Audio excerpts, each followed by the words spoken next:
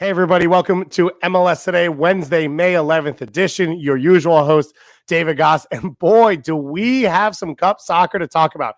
10 U.S. Open Cup matches coming up on Wednesday night, 6 to review from Tuesday night, plus 2 Canadian Championship matches tonight as the Vancouver Whitecaps enter the competition for the first time in the preliminary round. So we need to bring in the experts. Sebi Salazar, you know him from everything MLS and at ESPN, women's national team, men's national team, and of course, Football Americas. And they're going to be hosting the first ever Open Cup Whiparound show tonight, where they will be hitting all the goals, guests, games, everything in between. So he joins us to break down all the best storylines and what he's most excited for. Let's start with SKC, because I think SKC to me is the story of what this tournament can be. We had this conversation with Paul Tenorio yesterday, and we sort of ended up in 3 buckets of who an Open Cup run could mean the most to. I was of the opinion that it was teams who are just completely struggling in the league. And I looked at it and said, for teams that probably won't win trophies, a run for a San Jose, an SKC, a Charlotte, an Inter Miami, that can buoy a fan base. That can give the team a selling point.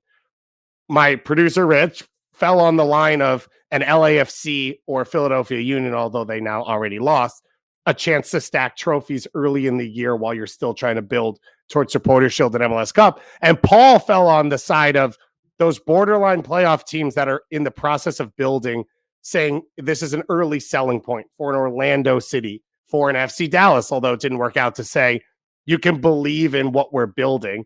The SKC win was sort of in my vein of, man, they haven't won a game in 6 weeks. And to see the relief and feel the relief in that stadium when they came back, I think it buys them time now to sort of find their feet again in league play. Where do you fall on this whole spectrum? I always go back to the DC United example of 2013, where there's a team at the bottom of the table with, in that case, historically, nothing to play for a long, long time. And I think the value of the Open Cup maybe is seen most clearly there. Like, think about if DC United goes out in the semifinals of that Open Cup, then Olsen probably gets fired. And, the next decade is different in DC United history. But because he wins that Open Cup at a pivotal time in club history, they're changing management, whatever, he kind of restores confidence in the new ownership, gets a new deal, and from there it goes on to build the team. So I think for those teams at the bottom of the table, and for those coaches, who are at the bottom of the table, and looking at, hey, if I don't make playoffs in MLS, if I'm not on the hot seat now, I'm months from being on the hot seat, because if we start bad next year, there's now there's more pressure in the league than ever before. A deep run, a shot at a trophy, a home final, even if you don't win it, can buy you a lot of good grace to the fans. So I think I'm more inclined, even though I see everybody's point, of course, there's some truth in all of it. I think I'm more inclined to say the teams maybe who are down and out, but some of that's probably just colored by my personal experience, having remembered that specific run. One of the things to me that's exciting about Open Cup now is, as the academy setup becomes better and you have these young players going to Europe, this is your first chance to see a lot of these guys, right? What SKC put out there yesterday, what Philly put out there, Holiday getting the assist for Orlando City. This is a chance to see the next Kevin Paredes, the next Gio Reyna, the next Ricardo Pepi for the first time, which in a meaningful game. And I think that's really fun about this, is how can the teams sort of mix and match their groups to get value both in resting stars, but also get value in getting those young players games. And I think that's a really fun part of this tournament. Totally. All the stuff that we hear from the coaches, about being their roster stretched too thin, that should lead us straight into the academy. So you're right. We should be seeing a lot of those younger players. I'm looking at the late games. I'm fascinated by the NISA, just the story, kind of what it is, the project. So I want to dig into the show. Let's start at the beginning with this of how did you come up with this idea, and sort of how does this finally come about for you as you've, over a year plus into Football Americas, get this type of project together?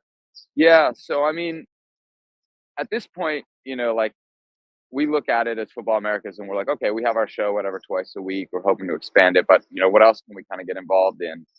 And the Open Cup is an ESPN Plus property. And so right there's kind of an obvious fit for us. I think we on the show have shown that we cover a lot of MLS, Yeah. probably more than anything else in the male American soccer space. But we do cover USL and Easton High, everything. We try to fit as much as possible under that umbrella. So the Open Cup from that angle for us as a show kind of like also just makes a lot of sense to cover it, to be involved with it. And so actually I'll credit the Federation. They reached out like a couple months ago about doing the draw for the round of 16 live on the show on Thursday. And so it was kind of from that we started thinking like, all right, what else can we do? What else can we do? And I'm not going to lie, I had seen, first of all, we're not inventing anything new. We're slamming a bunch of old ideas together, and trying to see what comes of it. But there's a lot of other efforts in this space. I think CBS does something like this with Nico Cantor in Europa League and Champions League, Golazo show. So there's going to be some elements of that. I mentioned the Manning cast when those guys were together doing their Monday Night Football bit. There's going to be some element of that, and some element of just like NFL Red Zone, right? Going to try and bring you everything that we can. And we saw, like, honestly, we saw people online kind of, and I think I quote tweeted Grant because he was one that got a lot of feedback from it. But people have been asking for something like this in this space, right? We don't really have this in the non-European space yet, and so I think seeing the need for it, seeing the opportunity for it, and then honestly, we just kind of pitched it to the bosses. And right now, the show, thanks to the people who are watching it and talking about it, has like a lot of momentum internally. Nice. And so I think, like, when you have ideas, it doesn't always happen. Like you can have an idea and be like, it's a great idea, but this we mentioned it to one boss, and like a week later, there was serious momentum behind how can we make it happen. So actually, the show today we're doing from the Sports Center studio in Los Angeles. Like, we're not doing it from the Football America's closet. We're doing it from, which is a great space. I'm not hating, but we're doing it from the studio, and tomorrow we'll be in the NBA Tonight studio. So the company's really getting behind this, and which is really cool to see, because that's always something that you fight. Not that the company's not behind it, but can you organize people quickly enough to pull something like this off? And tonight, hopefully, we have. One of the things to me that's exciting about Open Cup now is as the academy setup becomes better and you have these young players going to Europe, this is your first chance to see a lot of these guys, right? What SKC put out there yesterday, what Philly put out there, Holiday getting the assist for Orlando City. Like, this is a chance to see the next Kevin Paredes, the next Gio Reyna, the next Ricardo Pepi for the first time, which in a meaningful game. And I think that's really fun about this is how can the teams sort of mix and match their groups to get value both in resting stars, but also get value in getting those young players games. And I think that's a really fun part of this tournament. Totally. All the stuff that we hear from the coaches, about being their roster stretched too thin, like that should lead us straight into the academy. So you're right. We should be seeing a lot of those younger players. I'm looking at the late games. I'm fascinated by the NISA, just the story, kind of what it is, the project, that one of their teams has gotten this far. And to see it go against the Galaxy, which is kind of like, the brand, the historic brand of MLS, I think is just in kind of American soccer, what is new versus what is, relatively historic in the Galaxy, is a good matchup. Phoenix, Sacramento. So you got USL Championship versus USL Championship there. That should be a good one. I mean, all the games are really, really interesting there. The late slate should be good. I hope we get some drama out of that Galaxy Strikers game, and even if the Strikers don't pull off an upset, or I guess I got to Cal United. I don't pull off the upset. Then it sets up for the Galaxy LAFC in round of 16 and beyond. So yeah, I went through the whole schedule there because there's a little something on every game. But I think right from the start, you've got a compelling matchup. That 8:00 Eastern time window is going to be great, especially because that's when we hit the League One versus League One matchup, and then join us at the end because we'll be recapping everything, letting you know who's in it, and hopefully getting some drama at the end of that. Seattle, San Jose, and then the 10:30 Eastern time starts. Which are the USL Championship showdown, and then Galaxy and Cal United. So, what time does the show come on, and how long should we be watching?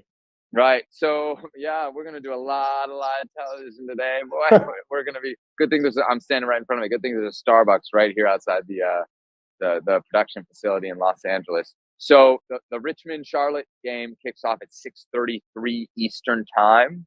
So we're gonna start probably a few minutes before that, probably around 6:25. We're gonna recap all that happened last night, get you set with the schedule for tonight, and then get out there to our first game and probably welcome in our first guest. And then we're off and running, and we'll kind of go from there, see what happens, how we handle goals and all that stuff. I think we have a production meeting here in a couple hours where we'll try to hammer down some of that stuff. But yeah, we're gonna be flying by the seat of our pants. We're looking to have fun. We're looking to have some guests and bounce around and show you, little bits of snippets of the different cool parts of American soccer, and hopefully we get some good crowds and some good atmospheres and some drama, because really late game drama is what makes a Whiparound show memorable or not. So hopefully the games live up to that end of the bargain. I am looking forward to you doing the work for me, so I don't have to skip around anymore. Tonight. We're your remote.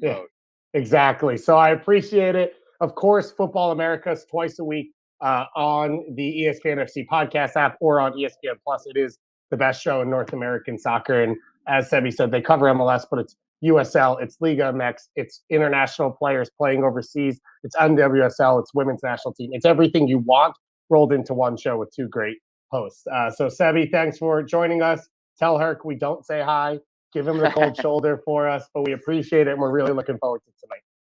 Definitely. Me too. Thanks for the chance to promote it, David, and enjoy tonight as well. It should be a lot of fun. 10 games is a lot, but we're ready for it. Awesome. The buffet begins, and as Sebi said, they'll start a little before 6:30 p.m. Eastern time out in California. Thank you again to Sebi Salazar for joining us.